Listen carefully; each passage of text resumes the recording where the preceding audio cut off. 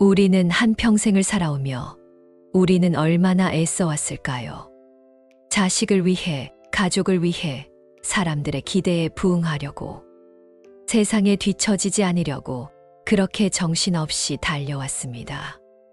새벽 5시에 일어나 가족 식사를 준비하고, 직장에서는 상사 눈치를 보며 야근하고, 주말엔 자식 학원 차량 노릇에 시댁처가 안부까지. 명절 때는 며칠 전부터 장을 보고 음식을 준비하며, 친척들 앞에서는 늘 웃는 얼굴로 괜찮다, 괜찮다 말해왔습니다. 아이들이 어릴 때는 밤새 열 체크하며 간병하고, 학교 다닐 때는 성적표 받아들고 속 태우며, 취업할 때는 이력서 쓰는 것부터 면접 준비까지 함께 걱정했습니다. 결혼할 때는 혼수 장만에 집 마련까지, 손주 태어나면 또 육아 도우미가 되어 손목이 아프도록 업어 키웠습니다. 그런데도 지금 손에 남은 것이 얼마나 될까요?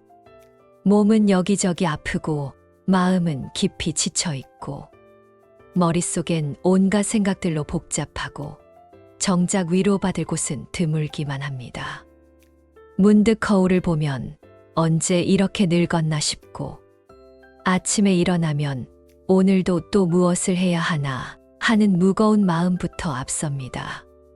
자식들은 연락도 뜸하고 살아온 세월에 비해 인정받는 것도 부족하고, 내가 그토록 애썼던 모든 것들이 공허하게 느껴지는 순간들이 많아집니다. 그럴 때 문득 떠오르는 말이 하나 있습니다. 너무 애쓰지 마라.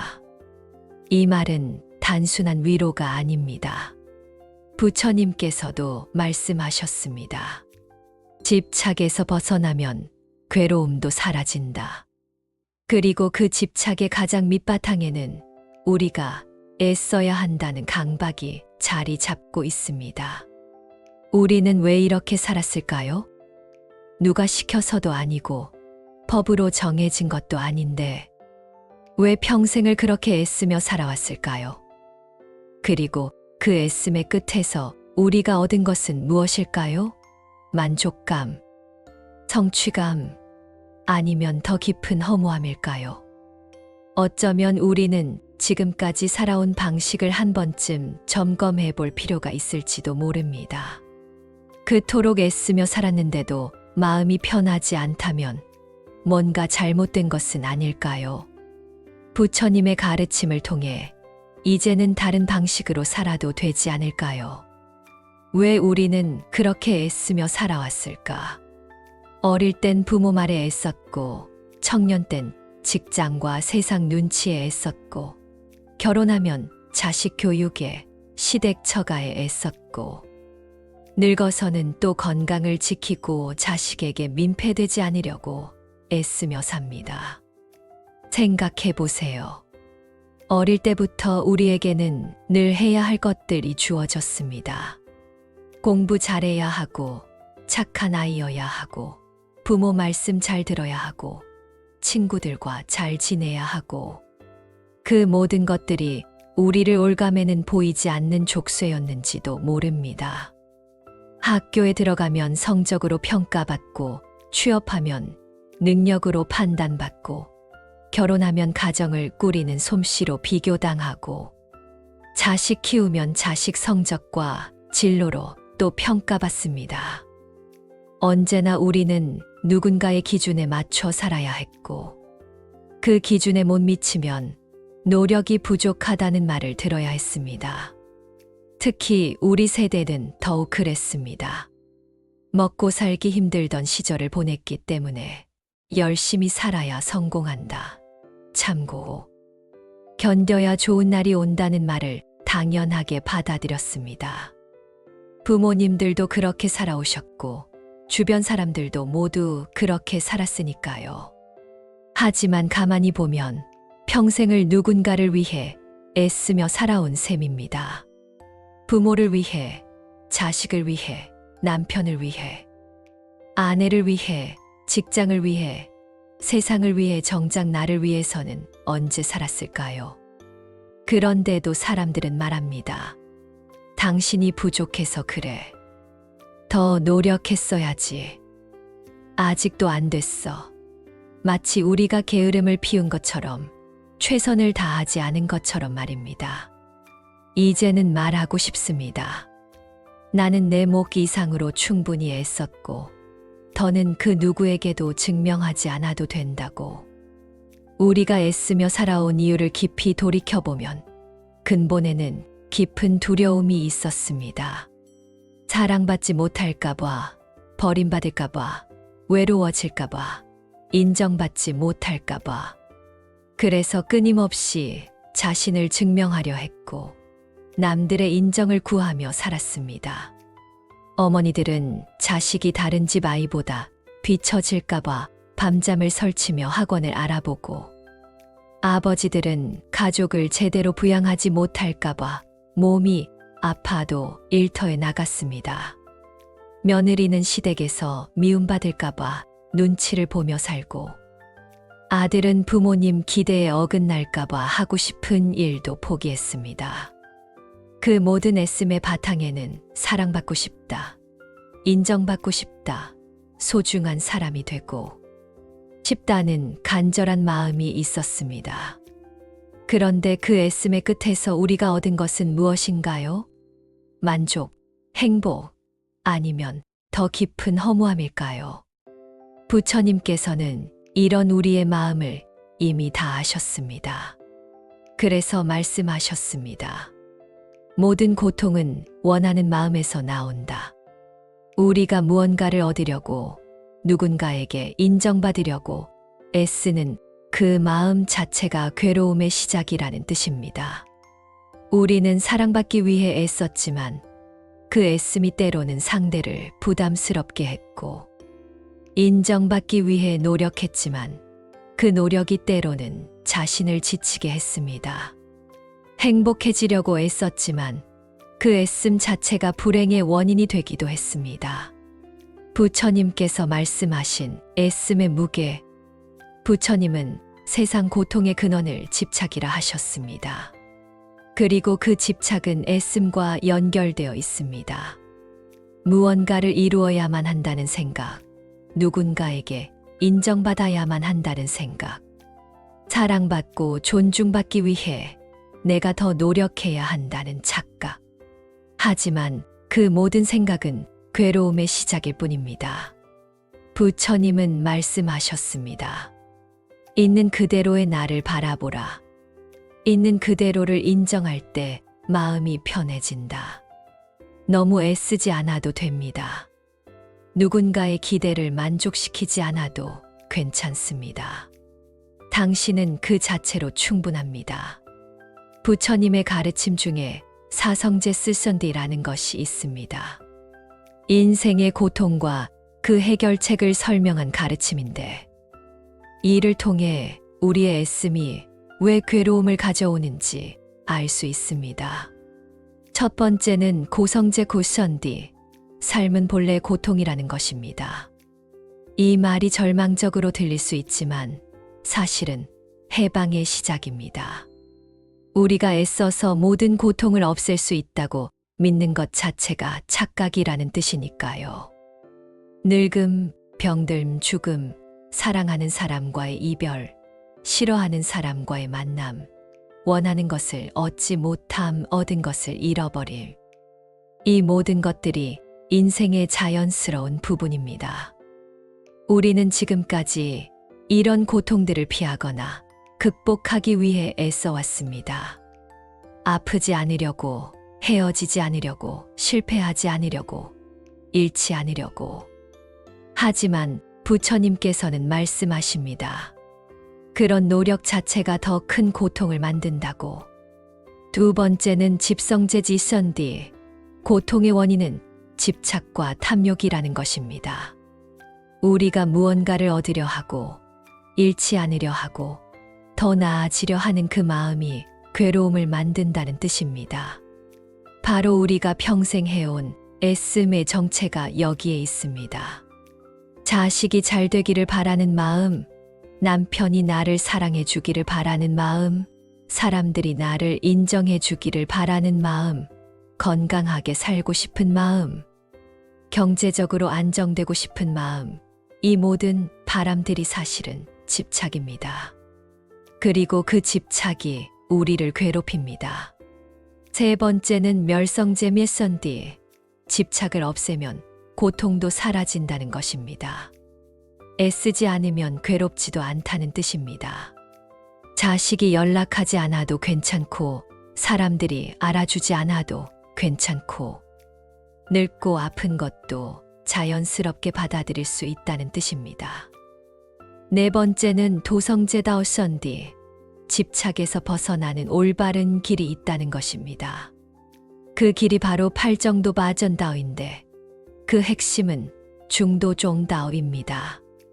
너무 애써도 너무 게을러도 안 된다는 뜻입니다.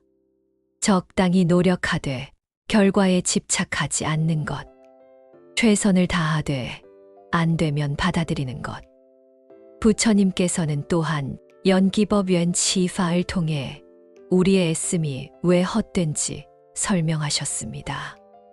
모든 일은 수많은 조건이 맞아떨어져 일어나는 것이지 내 의도나 노력만으로 결정되는 것이 아니라는 뜻입니다.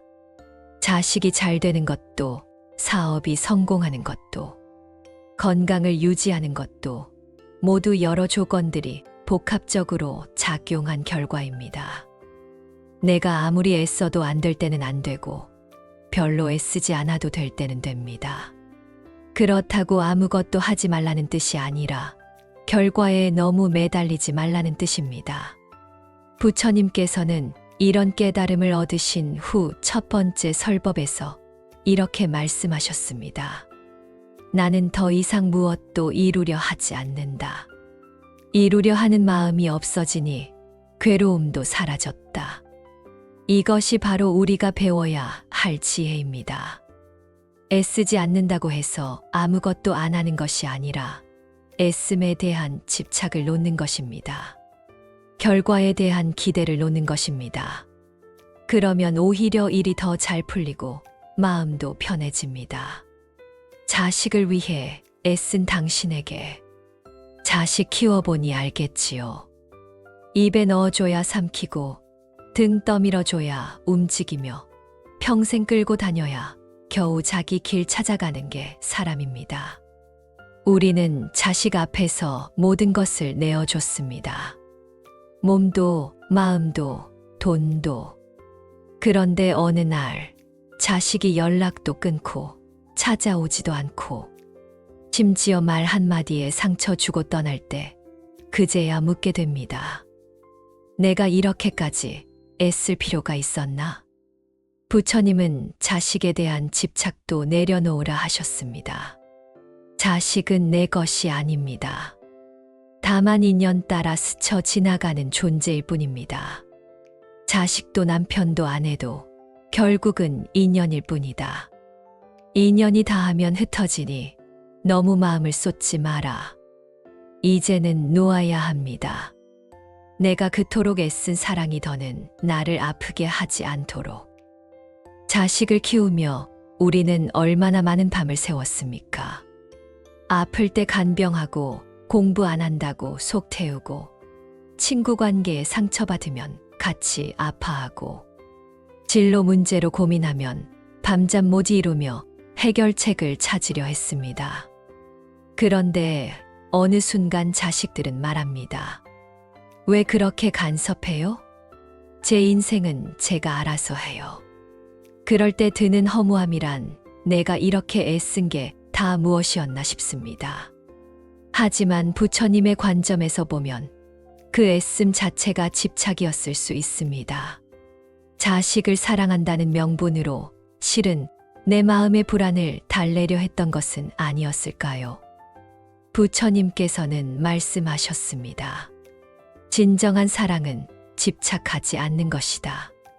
자식을 사랑한다면 그들이 자신의 길을 갈 수 있도록 놓아주는 것이 진짜 사랑입니다. 우리의 애씀이 때로는 자식들에게 짐이 될 수도 있다는 걸 이제는 인정해야 할 때입니다. 관계 속에서 상처받은 당신에게 가족, 친구, 이웃, 형제자매 우리는 그 안에서 애쓰며 살았습니다. 좋은 사람으로 보이려고, 오해받지 않으려고, 괜히 미움 살까봐, 혼자 외톨이 될까봐. 그런데 애쓴 만큼 돌아오는 건 없었습니다. 오히려 더 이용당하고 무시당하고 소외감에 더 깊이 빠질 뿐이었습니다. 그럴 때 떠올려야 할 말. 너무 애쓰지 마라. 당신이 관계를 지키려고 최선을 다했어도 상대는 당신을 사람으로 보지 않았다면 그건 당신의 잘못이 아닙니다. 부처님께서도 말씀하셨습니다. 사람은 각자의 업 행동대로 살아간다. 그 사람의 업을 내가 대신 짊어질 필요는 없다. 그러니 이제는 거리를 두세요. 사람을 미워하라는 것이 아닙니다. 다만 나 자신을 너무 내어주지 말라는 뜻입니다. 관계에서 우리가 상처받는 이유는 대부분 기대 때문입니다. 내가 이만큼 해줬으니 상대도 나에게 이만큼 해줄 것이라는 기대. 내가 진심으로 대하니까 상대도 그럴 것이라는 기대.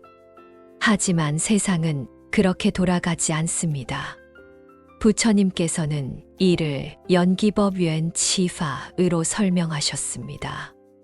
모든 일은 수많은 조건이 맞아떨어져 일어나는 것이지 내 의도나 노력만으로 결정되는 것이 아니라는 뜻입니다.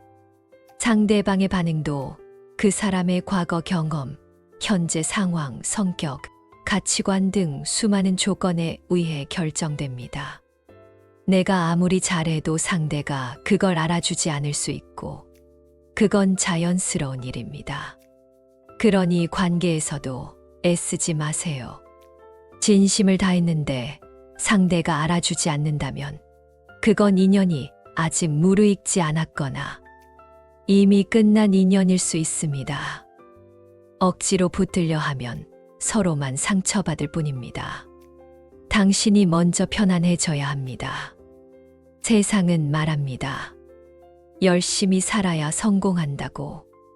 참아야 좋은 날이 온다고. 그래서 참고 애쓰고 버티며 살아왔지만 우리는 이제 묻고 싶습니다. 그 좋은 날은 도대체 언제 오는 걸까요? 그렇게 애쓰고도 남은 것은 통증과 서운함 뿐이라면 이제는 애쓰는 방향을 바꿔야 하지 않을까요? 마음이 편안하면 삶이 편안해진다. 바깥 세상보다 내 안의 고요를 먼저 지켜라. 내가 편안해야 인생이 편안합니다. 내가 나를 위하지 않으면 누구도 나를 위하지 않습니다. 그 누구보다 내가 나를 챙겨야 할 때입니다. 우리가 평생 애써온 방향을 한번 돌아보세요. 대부분 밖을 향해 있었을 겁니다. 남들이 뭐라고 할까? 사회가 요구하는 것은 무엇일까? 가족들은 만족할까? 그런데 정작 내 마음이 어떤지, 내가 진짜 원하는 게 무엇인지는 물어본 적이 없습니다. 부처님께서는 이를 정념전년의 중요성으로 설명하셨습니다. 지금 이 순간 내 마음의 상태를 있는 그대로 바라보는 것. 내가 무엇을 느끼고 무엇을 원하는지 솔직하게 인정하는 것. 이것이 모든 수행의 시작이자 끝입니다. 바깥 세상이 아무리 시끄러워도 내 마음이 고요하면 그 소란이 나를 흔들지 못합니다. 반대로 내 마음이 불안하면 아무리 좋은 환경에 있어도 평안할 수 없습니다. 그래서 무엇보다 내 마음을 먼저 돌봐야 합니다. 당신의 애씀은 이미 충분했습니다. 남들이 몰라줘도, 자식이 기억 못해도, 세상이 무시해도 당신은 충분히 열심히 살았습니다. 고요한 저녁 혼자 앉아 있을 때 이 말을 마음속으로 꼭 되뇌어 보세요. 내가 너무 애쓰며 살아왔구나. 이제는 나를 좀 쉬게 해줘야겠다. 그리고 그날부터 조금씩 내려놓으세요. 사람 눈치 보지 마세요. 자식 연락 기다리지 마세요. 이해받으려고 설명하지 마세요. 괜히 잘하려고 애쓰지 마세요. 내가 뭘 더 해야 하지 고민하지 마세요. 당신이 할 만큼 했고, 견딜 만큼 견뎠고, 줄 만큼 다 줬습니다. 이제는 받아도 됩니다. 받지 않아도 적어도 내 마음을 챙겨야 합니다. 당신이 지금까지 해온 애씀을 한번 정리해 보세요. 새벽에 일어나 가족 식사 준비하고, 직장에서 눈치 보며 일하고, 퇴근해서는 집안일에 자식 공부까지 챙기고, 주말에는 가족 모임에 친척 행사까지 이런 일들을 몇십 년간 해왔습니다. 그런데 누군가 당신이 뭘 했는데? 라고 묻는다면 할 말이 없어집니다. 왜냐하면 우리가 해온 일들은 대부분 눈에 보이지 않는 당연하게 여겨지는 일들이기 때문입니다. 하지만 그 당연한 일들이 없었다면 가정도 직장도 사회도 돌아가지 않았을 겁니다. 당신의 그 모든 애씀을 인정해 주세요. 남들이 알아주지 않아도 당신 스스로만큼은 그 노고를 인정하고 고마워해야 합니다. 마음의 평화를 찾는 작은 실천들. 애쓰지 않기로 결심했다고 해서 하루아침에 모든 게 바뀌지는 않습니다. 오랫동안 몸에 밴 습관을 바꾸려면 작은 실천들이 필요합니다. 먼저 아침에 눈을 뜨면 이렇게 말해보세요. 오늘 하루는 나를 위한 하루로 살겠다. 그리고 무엇을 할 때마다 이렇게 물어보세요. 이 일이 정말 내가 해야 할 일인가? 아니면 남의 기대 때문에 하는 일인가? 작은 것부터 내려놓기 시작하세요. 예를 들어, 매일 집을 완벽하게 치울 필요 없습니다. 조금 어수선해도 괜찮습니다. 자식이 연락 안 와도 먼저 연락하지 마세요. 보고 싶으면 연락할 겁니다. 친구들과의 모임에서 항상 분위기를 띄워야 한다고 생각하지 마세요. 직장에서 모든 일을 다 잘할 필요 없습니다. 내 몫만 제대로 하면 됩니다. 이런 작은 변화들이 쌓이면 어느 순간 마음이 한결 가벼워져 있는 자신을 발견하게 될 것입니다. 부처님께서는 중도종다어의 중요성을 말씀하셨습니다. 너무 애써도 너무 게을러도 안 된다는 뜻입니다. 적당히 노력하되 결과에 집착하지 않는 것. 최선을 다하되 안 되면 받아들이는 것. 이것이 진정한 지혜입니다. 혼자만의 시간을 소중히 하세요. 애쓰지 않는다는 것은 아무것도 하지 않는다는 뜻이 아닙니다. 오히려 정말 중요한 것에 집중한다는 뜻입니다. 그리고 가장 중요한 것은 바로 나 자신입니다. 매일 조금씩이라도 혼자만의 시간을 만드세요. 아무도 방해하지 않는, 아무에게도 신경 쓰지 않아도 되는 시간. 그 시간에는 차 한 잔을 천천히 마시며 창밖을 바라보세요. 좋아하는 음악을 들으며 아무 생각 없이 있어 보세요. 책을 읽거나 글을 써보세요. 산책을 하며 자연을 느껴보세요. 이런 시간들이 쌓이면 내가 누구인지, 무엇을 원하는지 조금씩 알게 됩니다. 그리고 그때부터 진짜 내 인생이 시작됩니다. 부처님께서는 선정잔딩의 중요성을 강조하셨습니다. 고요히 앉아 마음을 들여다보는 것, 생각의 소음에서 벗어나 내면의 평화를 경험하는 것. 꼭 정식으로 명상을 하지 않아도 혼자만의 고요한 시간을 갖는 것만으로도 비슷한 효과를 얻을 수 있습니다. 오늘 하루는 이렇게 살아보세요. 아침에 눈을 뜨면 이렇게 속삭이세요. 나는 오늘도 나를 괴롭히지 않겠다. 그리고 차 한잔 하면서 스스로에게 이렇게 말하세요. 괜찮아. 잘하고 있어. 더 애쓰지 않아도 돼. 부처님의 가르침은 언제나 이렇게 말합니다. 내가 나를 위하지 않으면 누가 나를 위해 주겠는가? 이 말처럼 오늘은 남보다 나를 먼저 챙기고 세상보다 내 마음을 먼저 살피고 모든 애씀에서 나를 풀어주는 날이 되기를 바랍니다. 하루의 시작부터 마음가짐을 다르게 가져보세요. 해야 할 일들의 목록을 적으면서도 그 중에서 정말 꼭 해야 하는 것과 그냥 관습적으로 하는 것을 구분해 보세요. 그리고 후자는 과감히 줄여보세요. 점심시간에는 혼자만의 시간을 가져보세요. 동료들과 어울리는 것도 좋지만 가끔은 혼자 조용히 식사하며 마음을 돌아보는 시간도 필요합니다. 저녁에는 하루를 돌아보며 자신에게 고생했다고 말해주세요. 무엇을 했든 하루를 살아낸 것만으로도 충분히 수고했습니다. 진정한 자유를 향하여 애쓰지 않는다는 것은 게으름이 아닙니다. 오히려 진정한 자유를 찾는 것입니다. 남의 기대, 사회의 압박, 자신의 강박에서 벗어나 진짜 내가 원하는 삶을 사는 것입니다. 부처님께서는 이를 해탈지의 토이라고 하셨습니다. 모든 속박에서 벗어나는 것. 그리고 그 첫 번째 단계가 바로 애써야 한다는 강박에서 벗어나는 것입니다. 당신은 이미 충분히 애썼습니다. 이제는 그 무거운 짐을 내려놓고 가벼운 마음으로 살아도 됩니다. 세상이 뭐라고 하든 사람들이 어떻게 생각하든 당신의 인생은 당신의 것입니다. 부처님의 마지막 말씀이 떠오릅니다. 모든 것은 변한다. 게으르지 말고 정진하라. 하지만 여기서 말하는 정진은 애씀과는 다릅니다.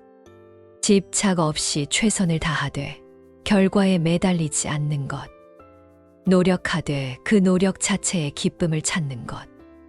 이것이 진정한 정진입니다. 살면서 제일 힘든 건 몸이 아니라 마음입니다. 그 마음은 대체로 너무 애썼기 때문에 망가지는 겁니다. 그러니 이제라도 늦지 않았습니다. 너무 애쓰지 마세요. 그렇게 하지 않아도 당신은 충분히 가치 있고 이미 귀한 존재입니다. 오늘 하루 당신 마음이 조금이라도 편안해지기를 진심으로 바랍니다. 당신의 애씀을 부처님도 알고 계실 겁니다. 이제 놓아도 괜찮습니다. 너무 애쓰지 마라. 그래도 괜찮다.